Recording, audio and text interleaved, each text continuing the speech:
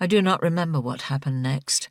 I have had plenty of time, plenty of days and hours, even years to bring back that scene, but all I can recover is the driver holding my hand as we walked, bent forward in the wind. I don't know how long we walked. I didn't know what happened to my father and sister. I told myself that they were dead. It was the only way to step forward in life.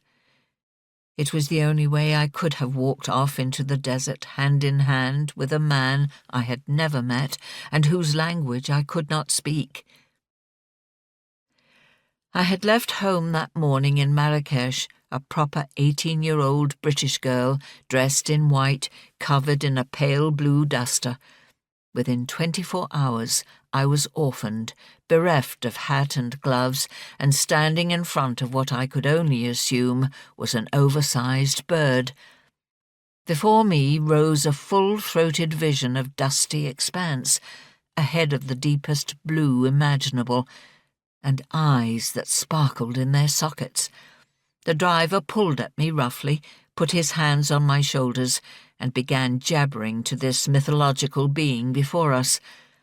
Only then did I connect the dusty robes to the swirling blue above and realize the eyes were human, the figure swathed in material that rose and fell as a hand reached out and took hold of the driver's arm.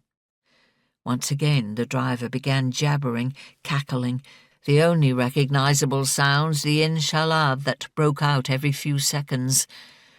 The person before us raised his head the slightest degree and tightened his hold on the driver's arm.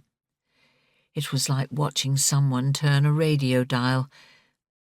The driver's voice diminished with each press of the hand until he stood mute beside me.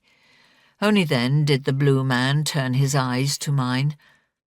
The driver fell to his knees, babbling and bowing, clearly begging for mercy. I stood alone in the sand and looked directly at the man before me. I know now that he was startled by that he thought I was mad, driven to the edge by my journey into the desert.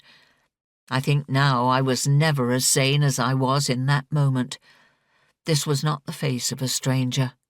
My body, my mind, dare I say my soul, recognized him.